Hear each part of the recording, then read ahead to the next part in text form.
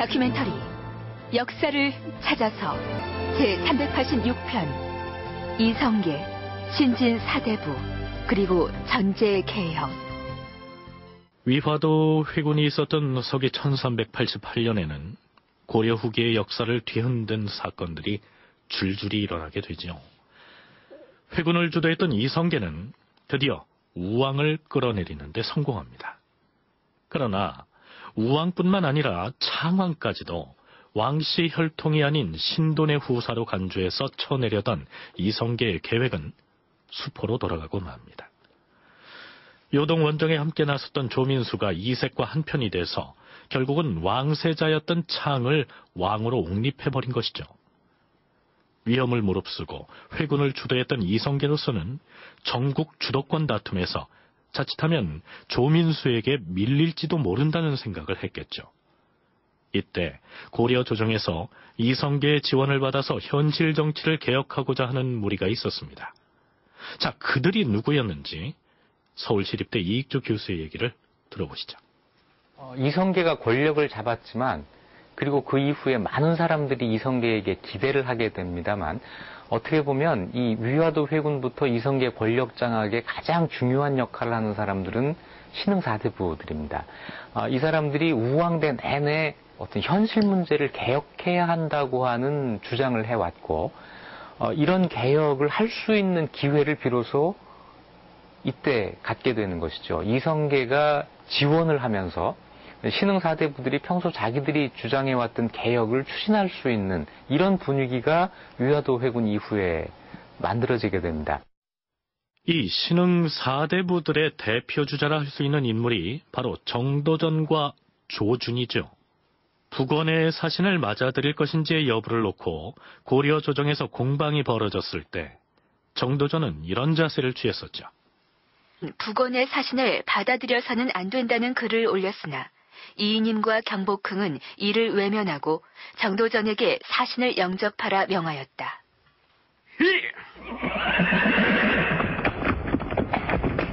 정도전은 경복흥의 집으로 가서 소리쳤다. 나보고 북원의 사신을 맞이하라 하였소. 천만에! 나는 사신의 머리를 베어가지고 오든가 아니면 그 북원의 사신놈을 말에 묶어서 명나라로 보낼 것이오. 이리하여 정도전은 회진으로 유배되었다. 이후 정도전은 이성계의 추천에 의해서 소환돼서 창왕 즉위 직후에 서현시독이 됐다가 밀직부사의 지위에 오르게 되죠. 그리고 조준에 대해서는 지난 시간에 잠깐 언급했었는데요.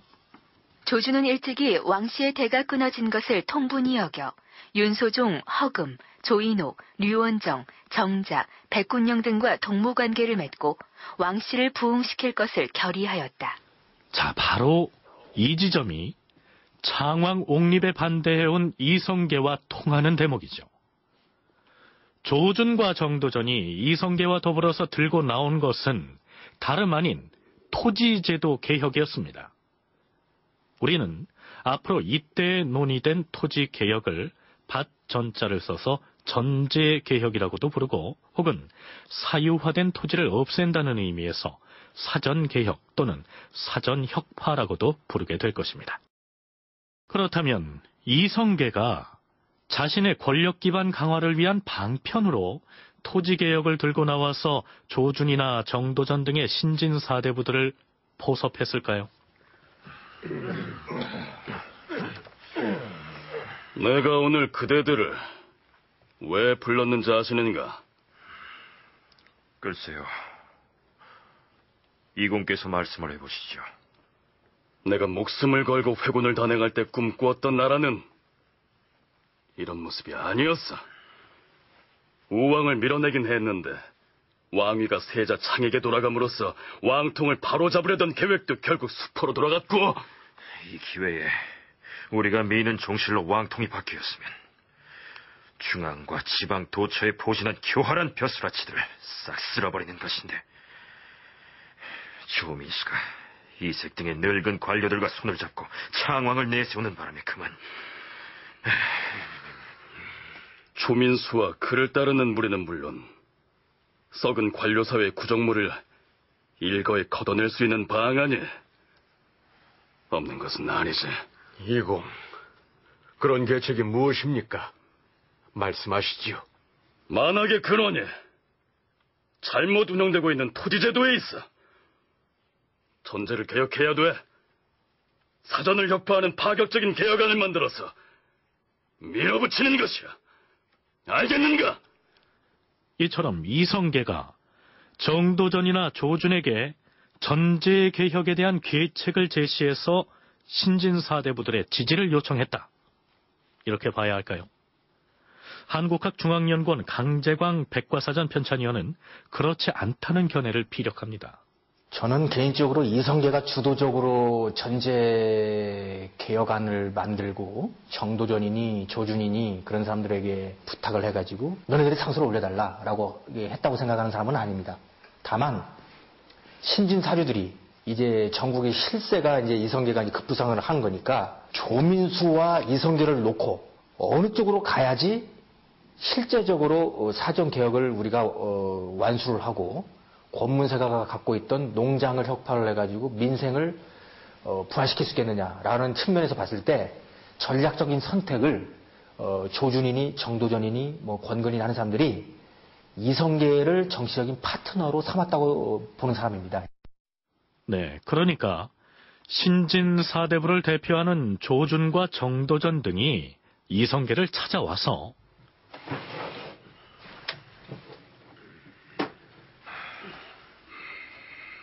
이공, 왕씨 부흥에 실패했다고 의기소침해할 필요 없습니다. 무슨 좋은 계책이라도 있나?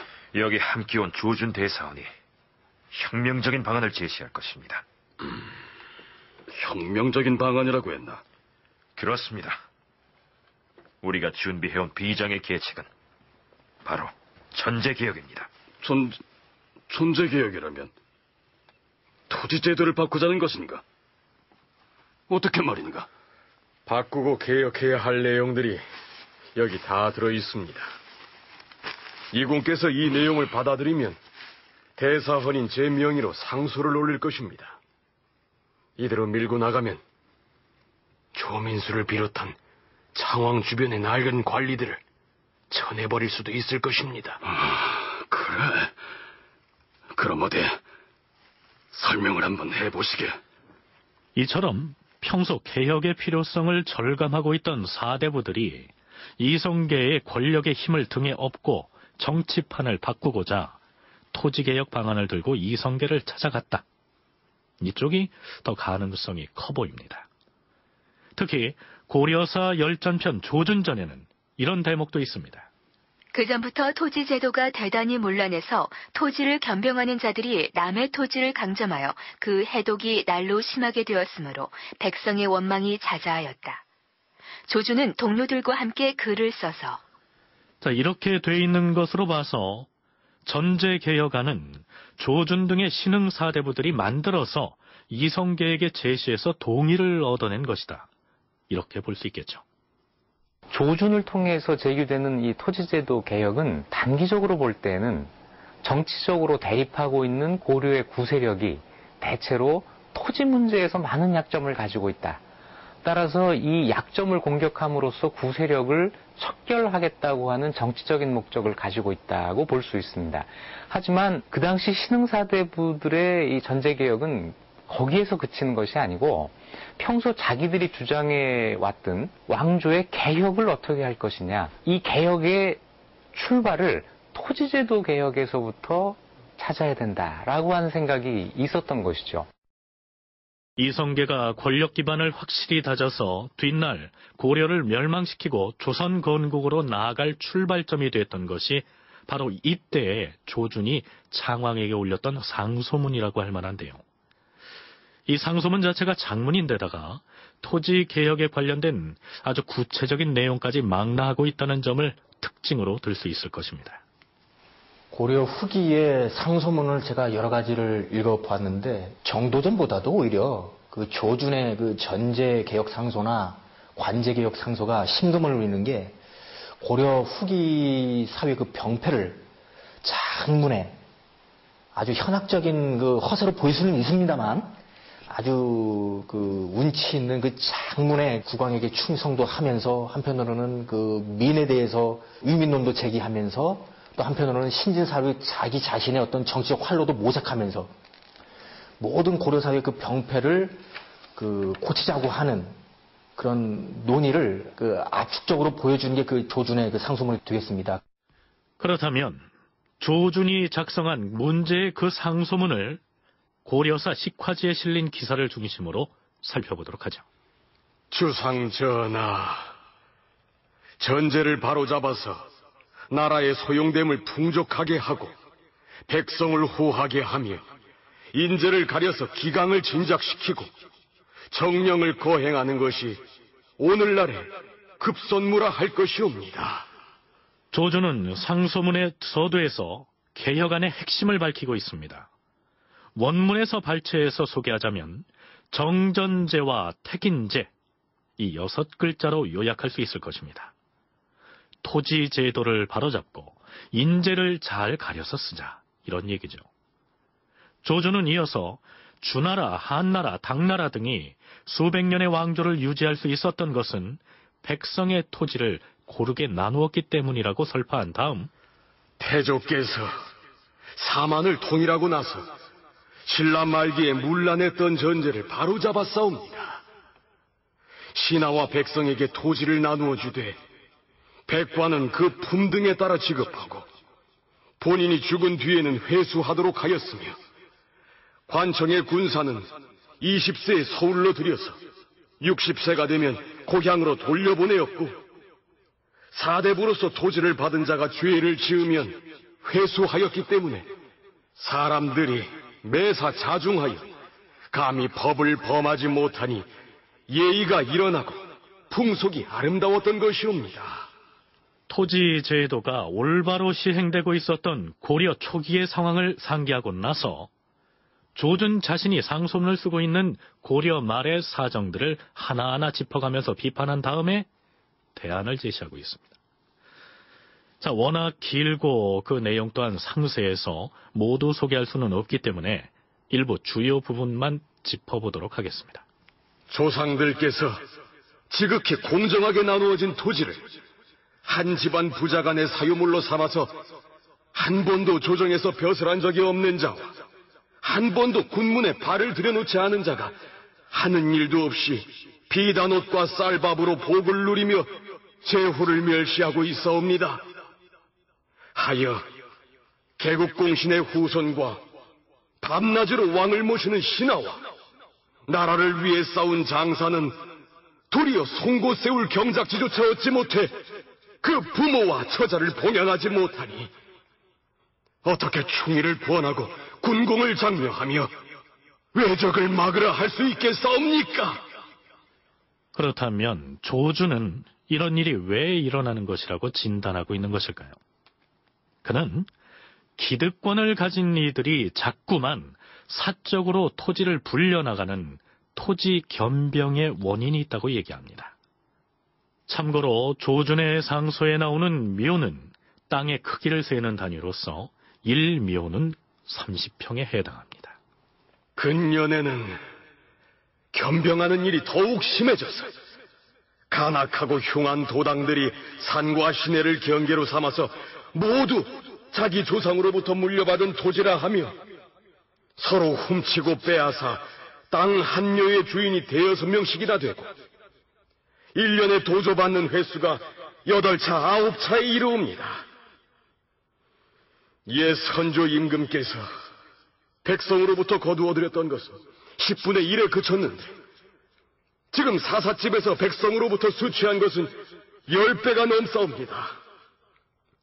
하여 백성이 사삿 땅에 조세를 낼 때에는 다른 사람에게 빌려서 중당하는데 그 빚은 아내를 팔고 자식을 팔아도 갚을 수 없고 부모가 굶주려도 봉양하기가 어려우니 원통하게 부르짖는 소리가 위로 하늘까지 통하여 온화한 기운을 상하게 함으로 수재와 한재를 불러일으키고 있는 것이옵니다.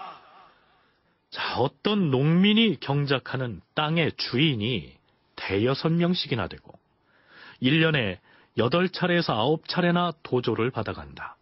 이게 무슨 뜻일까요? 이익주 교수와 함께 당시의 실태를 알아보도록 하죠. 고려의 농민이 자기 토지를 소유하고 경작을 해서 생산물의 10분의 1을 국가에 내도록 되어 있는 제도가 있습니다. 이것을 조세라고 하는 것이죠. 국가는 농민들로부터 이 조세를 받아서 국가를 위해서 봉사하는 사람들, 다시 얘기해서 관료들에게 녹봉을 지급하게 되어 있습니다. 그런데 어찌된 일인지 고려는 관리들에게 녹봉을 지급할 뿐 아니라 일부는 녹봉으로 지급하고 일부는 농민들이 내는 조세 가운데 일부를 나누어 주는데 국가가 직접 나서서 거두고 나누어 준 것이 아니라 관리들에게 직접 가서 받도록 하는 이런 아주 특이한 제도를 만들었습니다. 이렇게 해서 관리들이 받은 그 권한을 수조권이라고 합니다. 조를 받을 수 있는 권한이라고 하는 뜻이죠. 이 수조권이 설정되어 있는 토지 제도가 문제가 되는 것인데, 수조권이라고 하는 것은 관리 복무의 대가로 지급되는 것이기 때문에 관직에서 물러나면 반드시 반납을 해야 합니다. 그러나 어느 때부터인가 관리가 관직에서 물러나더라도 재직 중에 농민으로부터 10분의 1씩 거두어들이던 수조권을 반납하지 않고 계속 행사하였다. 그런데 물러난 그 자리에 새로 부임한 관리가 또다시 같은 토지에서 10분의 1의 수조권을 행사하여 조를 거두어들이게 되니 농민의 부담이 배로 늘어나게 되었다. 당연히 국가에서 나서서 정리를 해줘야 하는데 그렇게 하지 못하였던 것이다. 그 관리가 물러나면 새로운 관리가 와서 또 10분의 1을 수취해가는 형국이었다. 다음에 오는 또 다른 관리도 거기에 더해 10분의 1을 징수하고, 고려 말이 되면은 좀 과장해서 8명, 9명까지 됐다는 이야기가 나옵니다. 그러니까 농민 입장에서는 자기 토지에서 생산을 해서 10분의 1을 국가에 내고 10분의 9를 자기가 먹고 살아야 되는데 8명, 9명이 되면은 10분의 9, 10분의 8을 수조권자들에게 빼앗기고 자기는 10분의 1, 10분의 2만 가지고 먹고 살아야 되는 이런 상황이 됐던 것이죠. 거의 농민의 생활이 도탄에 빠졌다고 볼 수가 있는 것이고, 이 문제를 해결하기 위해서 이때까지 불법적으로 점유하고 있는 수조권을 전부 폐지해야 된다라고 하는 것이 조준이 주장한 전제개혁의 그 핵심이 됩니다. 자, 이런 사정이었으니 당시 고려 농민들의 처지가 어떠했을지 짐작이 가지 않습니까? 그렇다면 조주는 어떻게 바꾸어야 한다는 것이었을까요? 주상전하, 바라옵건대 토지를 사사로이 주고받아서 겸병하는 폐단을 고치시어 선비도 아니고 군사도 아니고 나란 일을 맡은 자가 아니면 토지를 주지 못하게 할 것이며, 죽을 때까지 토지를 사사로이 주고받지 못하도록 엄격하게 한계를 세워서 백성으로 하여금 새로운 생활을 시작하여 국가의 재용을 족하게 하시옵고, 백성을 후하게 하며 조정신하를 우대하고 군사를 넉넉하게 육성할 수 있도록 하시옵소서. 권세가 의해서 광범위하게 점유된 사전, 곧 농장을 협파하고 태조께서 지극하게 공평하게 나누었던 그 토지의 법, 역분전, 훈전, 그것도 나와가지고 문종 때 완성되는 그 과전법, 그 전식과 체제를 회복을 하고 선비, 군사, 그리고 각종 그 용도의 역사를 맡은 자 외에는 국가가 토지를 분배해주면 안 된다. 그리고 토지 대장을 만들어서 야간을 해야 된다. 또 자영농을 육성을 해가지고 그들로 하여금 군역의 의무를 지게 해야 된다는 그 주장이 압축적으로 나타나는 게 바로 조준의 상소문이 되겠습니다.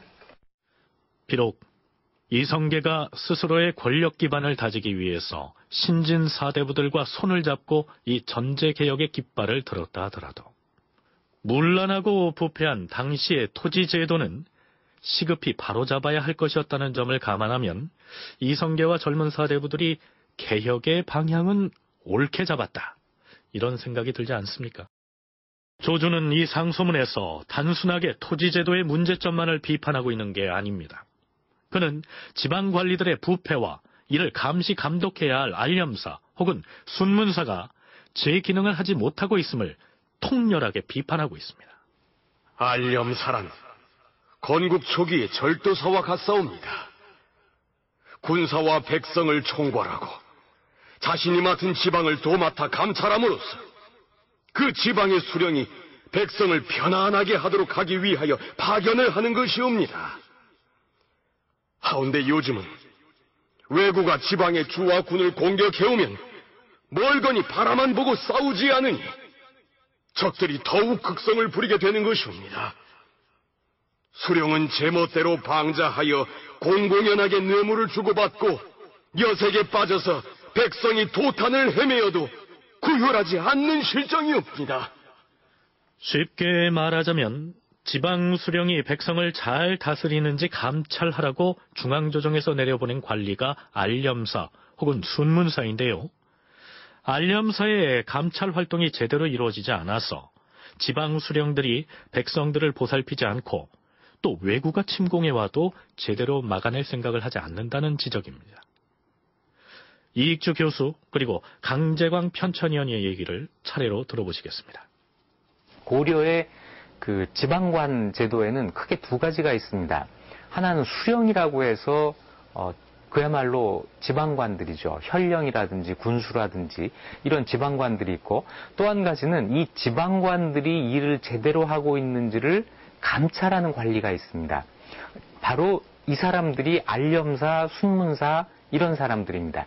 알렴사는 남도, 오도에 파견된 관리들이고 순문사는 양계 지역에 파견되는 관리들인데, 지방 수령들을 감독하는 기능, 이것이 제대로 살아야 지방 수령들이 백성들을 보살피고 권세가들의 불법 행위를 막을 거라고 생각을 하는 것이죠. 그런데 고려의 이 알렴사 제도를 보면은 품계가 상당히 낮습니다.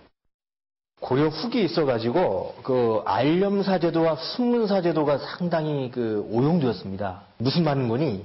알렴사가 또는 순문사가 지방관을 감찰을 하고 백성들의 어려운 사정을 들어주면서 그들의 고충을 해결을 해야 되는데, 그리고 그러한 의견을 수렴해서 임금에게 보고를 해야 되는데 그런 기능을 못했다는 거죠. 그러니까 청렴하지 못한 인물들을 많이 뽑았습니다. 그리고 지방관보다도 더 관직이 낮은 인물들 뽑았기 때문에 위험 자체가 없었고, 세 번째로는 어떤 계략이나 계책이 없어서 그 지방관에게 어떤 현명한 어떤 그 계책을 주거나 백성들로 하여금 그들의 어떤 그 신음을 듣고 보고할 수 있는 그런 어떤 인물들이 많이 없었다고 합니다. 자, 조준의 상소문 일부를 다시 소개하겠습니다. 알렴사나 순문사로 파견된 자는 못된 사람을 내치고 착한 사람을 올려 쓰는 등의 상벌을 엄하게 해야 함에도 불구하고 제 역할을 못하는 것은 지방관리의 품계가 높고 알렴사의 품계가 낮아서 기강을 떨치지 못하는 데에 있사옵니다. 그러하오니 원컨대 위엄 있고 사무에 밝은 자들을 도안념 출척대사로 임명하여 주와 군을 순찰하게 함으로써 능력 있고 강직한 사람을 뽑아서 높은 관직을 부여해서 내려보내면 지방 수령의 수탈과 부패를 척결할 수 있고 왜구의 침공도 막아낼 수 있을 것이다. 이러한 내용입니다. 알렴사 순문사 제도가 순기능을 못하면은 지방관이 도적이 되어도 도적이라고 말할 수 없는 그런 고려 후기에 그 지방관의 그 폐단이 있었다는 겁니다. 그래서 조준의 그 상소를 보면은 주군의 일체 사무를 격조 있고 현명한 현량의 알렴사 순문사를 지방에 보내서 지방관을 제대로 감찰을 하고 못했을 경우는 엄청난 책임을 물어서 중지를 줘야 된다. 그럴 경우에는 알렴사하고 순문사가 권위가 살고 순기능을 할 수 있고 백성의 어려운 점을 고충을 해결하고 왜구도 막아낸다. 그런 겁니다. 조준이 전제개혁과 인재를 가려 쓰는 일에 대한 의견을 장문의 글로 작성해서 소를 올렸는데요. 물론 이것은 사전에 이성계를 비롯해서 뜻을 같이 하는 정도전 등의 신진 사대부들과도 논의를 거친 내용이죠. 주상전하, 상소문이 답지하고 있사옵니다. 누가 무슨 내용으로 올린 것이오? 조준에 이어서 간관 이행, 판도판서 황순상, 전법판서 조인옥 등이 온데 한결같이 사전 개혁을 주장하고 있는 내용들이라 하옵니다. 그러면 어찌해야 하는 것이오? 상소문의 내용을 도당에 알려서 그 가부를 논의하게 하시옵소서. 그리하도록 하시오. 자, 이제부터 전제 개혁을 둘러싼 조정 대신들 간의 논쟁이 시작됩니다. 드디어 조준 등이 주장한 전제 개혁안이 도당 회의에 붙여지는데요. 도당이란 도평의 사사로서 조선시대로 치면 국가의 최고 정무기관인 의정부에 해당합니다.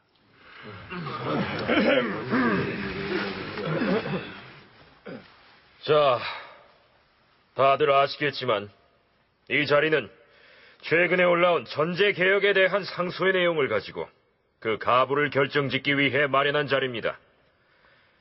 이미 대사헌 조준이 소를 올린 데 이어서 여러 간관들이 같은 내용의 글을 전하께 올렸습니다. 모두들 아시다시피 전제를 개혁하는 일은 지금 우리에게 대단히 시급한 과제입니다. 따라서 두고두고 천천히 살펴가며 고치자, 이렇게 할 수는 없는 것입니다.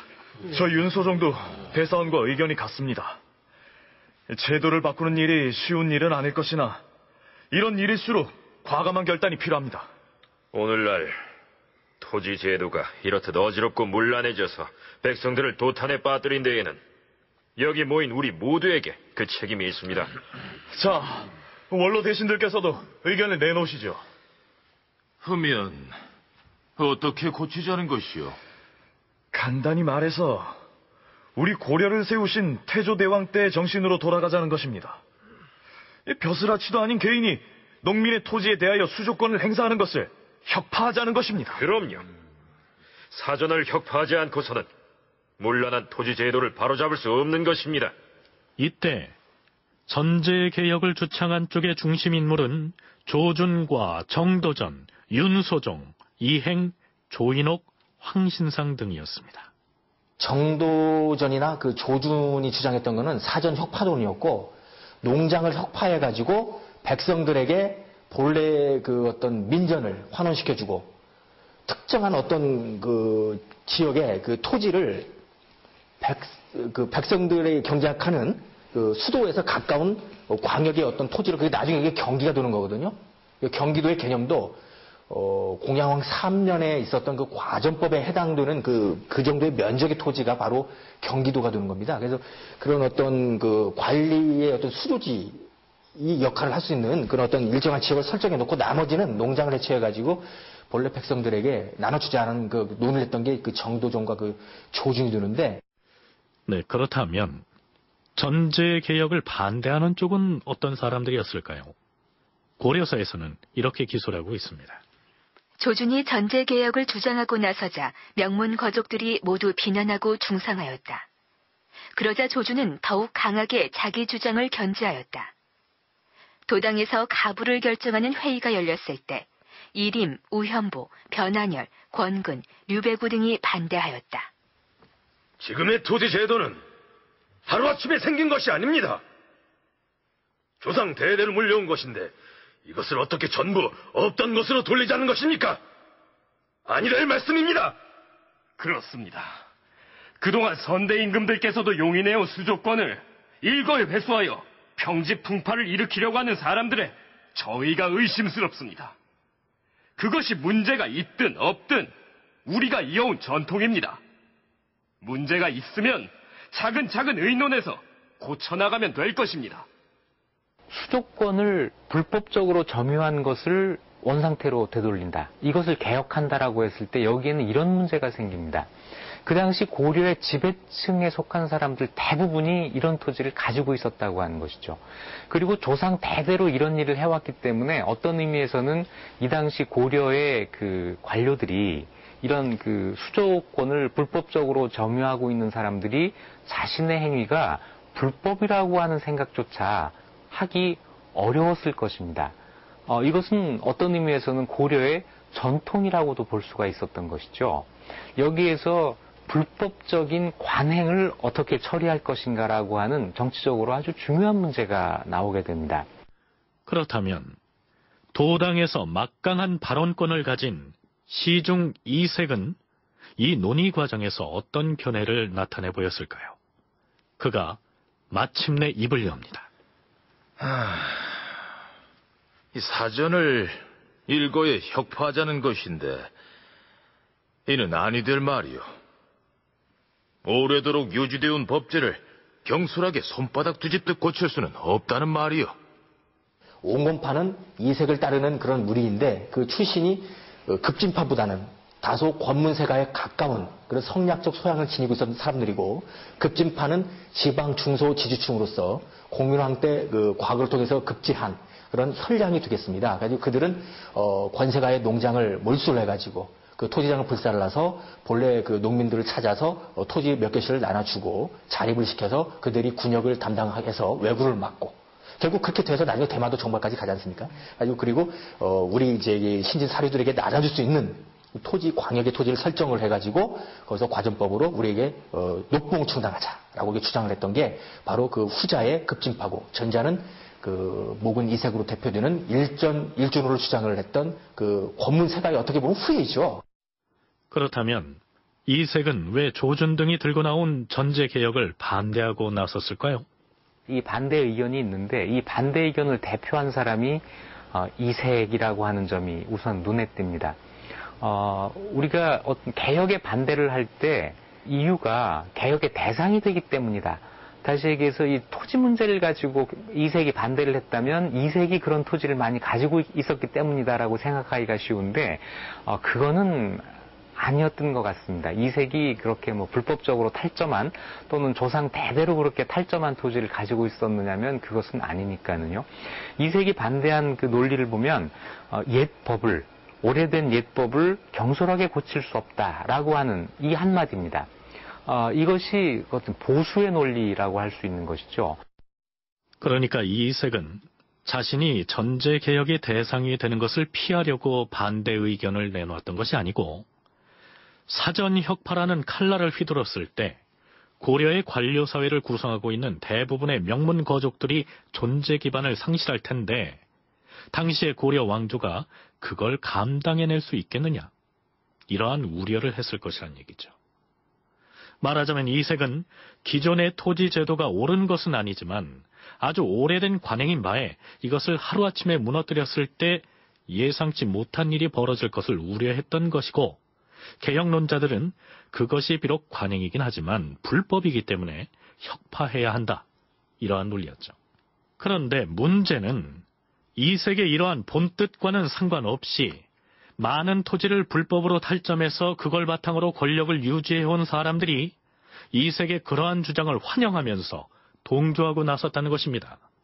이색이 의도했든 의도하지 않았든 간에 그 자신이 불법적인 그 수조권 점유자들을 대변하게 되는 이런 결과가 나오게 됐던 것이죠. 고려사에 의하면은 그렇게 해서 이색의 의견에 동조하면서 개혁에 반대한 사람들이 명문 거실의 자제들이었다, 이렇게 이야기를 하고 있습니다. 이것은 역사적인 사실과 다르지 않았을 것입니다. 하지만 이 사람들의 의견을 그대로 받아들이게 된다면은 고려의 그런 불법적인 관행을 해결할 수 있는 방법은 또 찾을 수가 없는 것이고, 따라서 조준을 비롯한 사람들은 혼란이 있더라도 이 문제는 일거에 척결을 해야 된다라고 하는 주장을 하면서 이제 논리적인 싸움이 아니라 정치적인 세력 갈등으로 이것이 번져나가게 됐던 것이죠. 개혁론자들이 주장한 대로 혁명적인 개혁을 단행했을 때 고려 왕조가 그것을 감당할 수 있겠느냐 하는 점을 이색이 우려했을 것이라는 게 이익주 교수의 분석인데요. 자, 미리 앞당겨서 결과를 말하자면 바로 이 전제 개혁을 감당하지 못했기 때문에 결국엔 고려 왕조가 몰락의 길을 걷게 됐던 것이죠. 전제 개혁에 대한 논의 과정에서 한 가지 흥미로운 점은 정몽주의 태도입니다. 고려사에는 이색은 오랜 법제를 경솔하게 고쳐서는 안 된다는 고집을 꺾지 않았고, 정도전과 윤소종은 조준의 주장에 가담하였으나 정몽주는 그 중간에서 일정한 입장을 가지지 않았다. 이렇게 기록되어 있습니다. 정몽주가 왜 그런 태도를 보였는지는 알 길이 없습니다. 어찌됐든 조준 등이 주장한 전제개혁에 대해서 명문거족들이 반대를 하고 나서고 있고 거기에 이색이 힘을 실어주는 상황으로 이어져서 자칫하면 개혁 자체가 유야무야 될지도 모르는 처지에 놓이게 되자 이성계로서도 어떤 결단을 내려야 했겠죠. 시중인 이색이 한석구 반대를 해서 이른바 명문 거족들의 바람막이 역할을 하고 있다는 말이지. 그렇습니다, 이공. 이시중이 한석구 반대를 하면서 버티는 한 우리가 무리하게 밀어붙일 수는 없지 않겠습니까? 밀어붙여야죠. 여기서 물러날 것이라면 애당초 전제개혁 논의를 꺼내지도 않았을 것입니다. 이공, 무언가 지침을 주시죠. 예.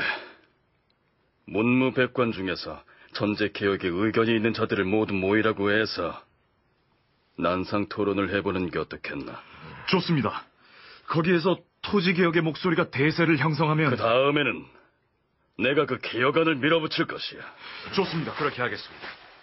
전제개혁에 대하여 백관으로 하여금 의논하게 하였던 바 의논에 참가한 사람이 53명이었는데 개혁을 요구하는 자들이 10중 8구였으며 반대하는 자는 모두 명문거족의 자제들 뿐이었다.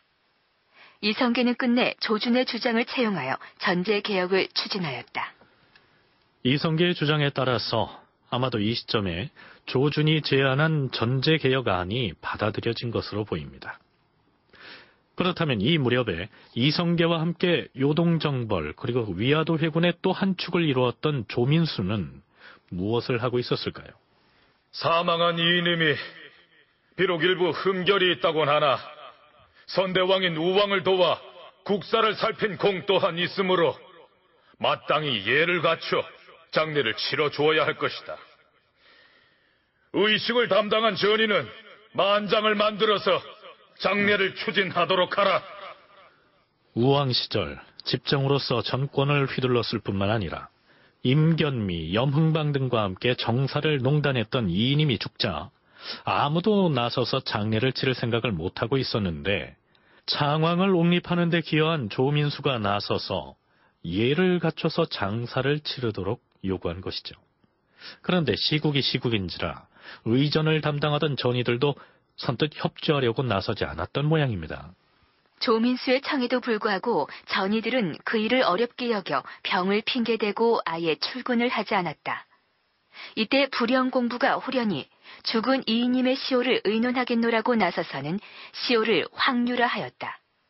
그런데 이승인, 강희백, 하륜 등이 이인님을 예를 갖춰 장사 지내는 것을 반대하며 욕을 하자 공부는 자기가 시호를 지었다고 얘기한 것은 농담이었다고 대답하였다. 그 뒤에 대관들이 이인님의 죄를 의논하였다. 조민수는 이인님의 천거로 벼슬길에 올랐기 때문에 위화도 회군 직후 우왕이 물러났을 때 조민수가 창왕 옹립을 적극 주장했던 것이죠. 이 이인님의 외가쪽 형제인 이리의 딸 근비가 바로 창왕의 어머니였기 때문입니다. 그런데 이 시기 조민수는 죽은 이인님의 장례 걱정이나 하고 있을 처지가 아니었습니다. 토지개혁을 주창했던 조준이 조민수에게 화살을 겨눠 탄핵을 하고 나선 것입니다. 주상전하, 조민수를 벌하시옵소서. 대사원은 지금 무슨 말을 하고 있는 것이오? 조민수는 양광, 전라, 서해, 교주도의 도통사라는 막중한 임무를 맡고 있는 데다 과인은 이미 그에게 안사공신의 칭호를 내린 바 있어요. 헌데 공신인 조민수를 벌하라니요. 전하, 신이 올린 전제개혁안이 이미 도당에서 채택되어서 시행을 앞두고 있사옵니다. 그래서요? 전하께서는 조민수가 불법으로 백성의 전민을 탈취한 죄과를 정녕 모르시옵니까? 한때 그런 일이 있었다 하나 그 점탈한 토지는 원 주인에게 모두 돌려주었다 들었습니다만. 전하,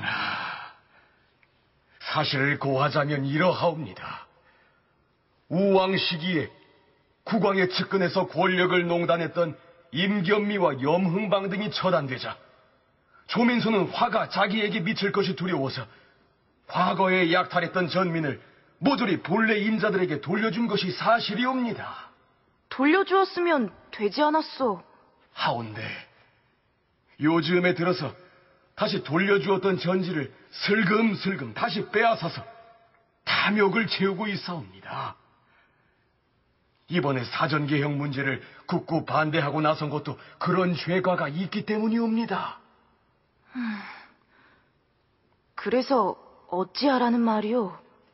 조민수를 벌하지 않고서 전제개혁을 추진한다면 어느 누가 승복하겠사옵니까? 마땅히 먼 곳으로 유배를 보내시옵소서. 조준이 주장한 전제개혁이 채택됐다곤 하지만 아직까진 전제개혁을 어떻게 할 것인지 제도화하지도 않았고 따라서 개혁 작업이 본격적으로 시행되지도 않은 시점인데요. 조민수는 왜 이 시기에 이성계의 신복인 조준의 탄핵에 걸려들었을까요? 이익주 교수의 얘기를 들어보시죠. 수조권의 탈점이라기보다는 아마 조민수가 권력을 이용해서 실제로 다른 사람의 토지를 빼앗은 일이 문제가 되었던 것으로 보입니다. 이 수조권의 집적과 다르게 다른 사람의 소유지를 빼앗는 일도 고려 후기에는 빼앗는 일도 고려 말에는 상당히 많이 있었는데 이것은 이색같이 전제개혁에 반대하는 사람들조차 변명하기 어려운 이건 명확한 불법 행위입니다.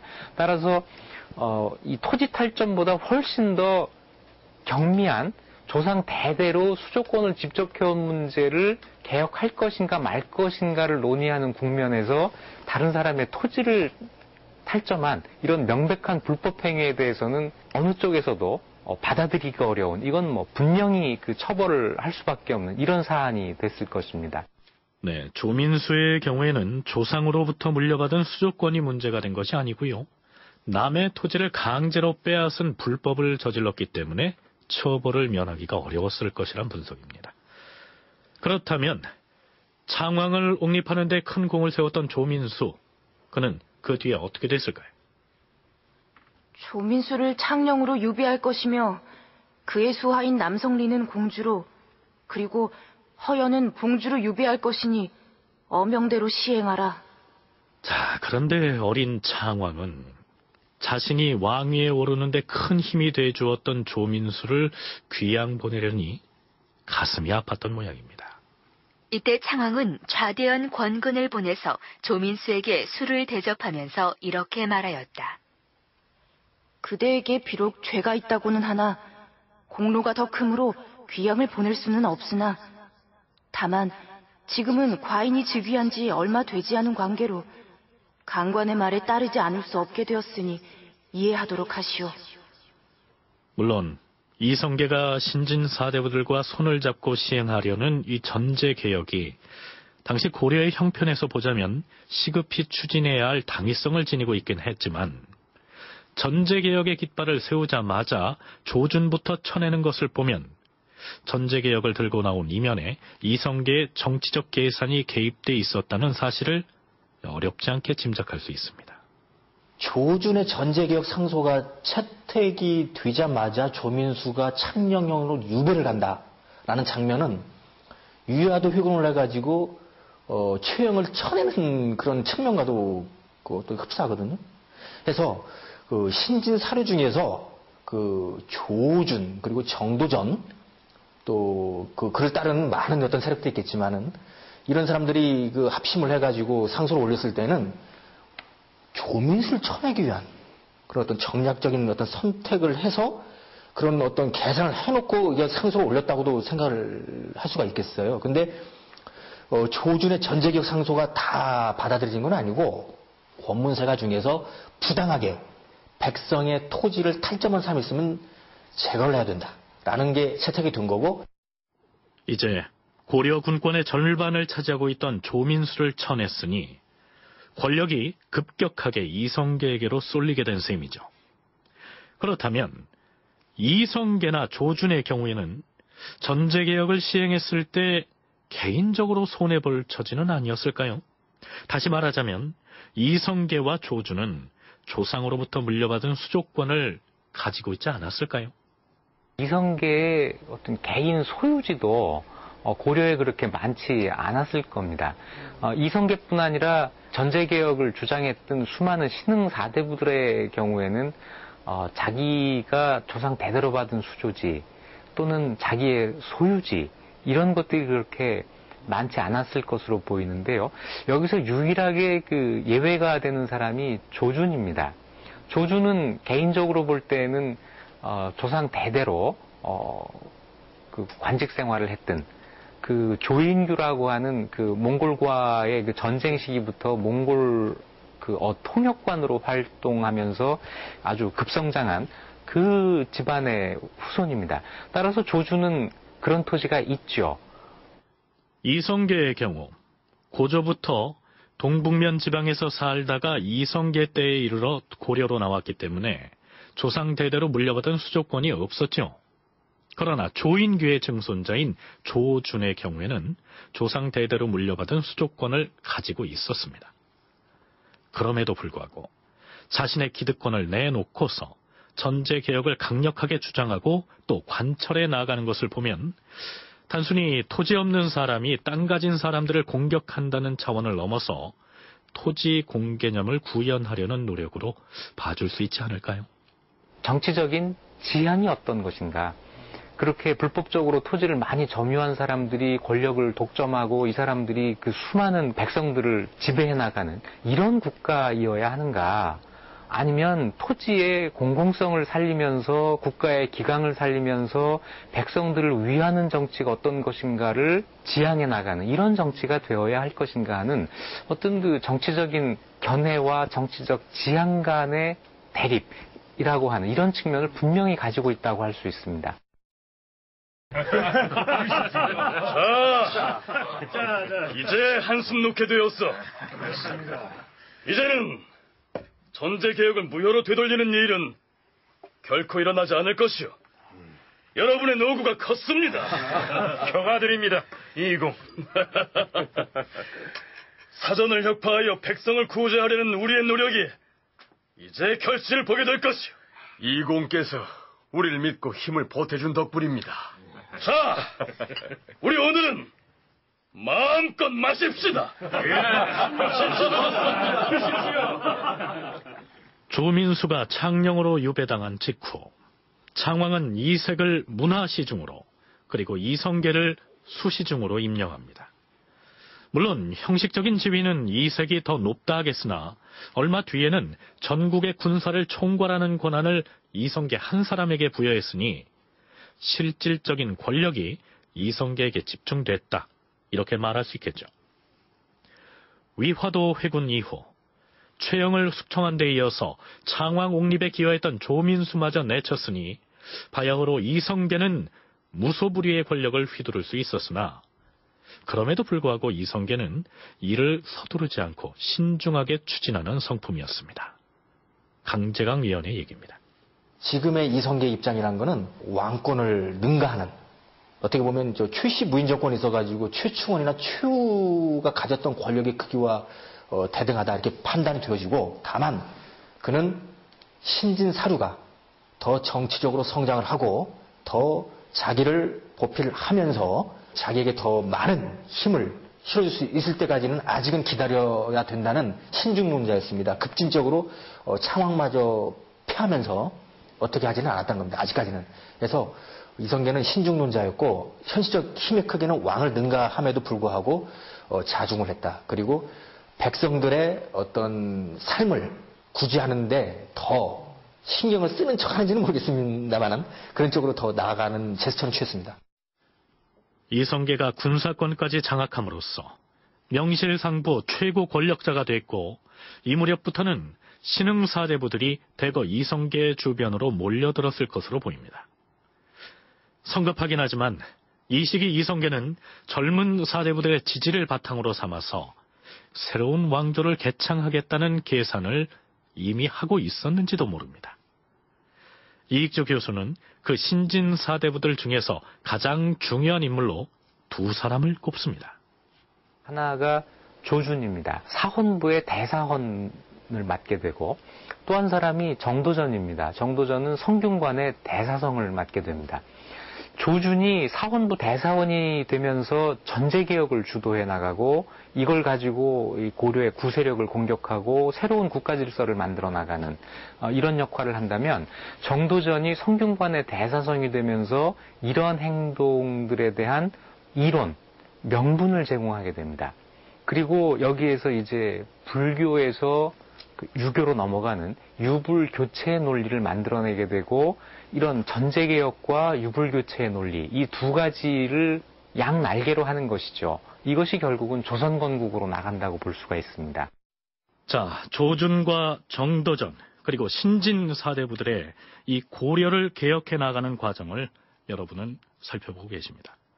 이러한 일련의 과정들은 단순한 역성혁명이나 또 정권의 교체의 의미를 넘어서는 수백 년간 내려오는 정신적인 패러다임을 바꾸는 과정, 즉 불교에서 유교로의 전환이나 왕권에서 신권으로의 힘의 균형점을 옮기는 작업, 또 정확한 민본주의를 이루고자 했던 고려 말 학자들의 의지가 작용했던 역사적으로 의미 있는 시기라 할 것입니다.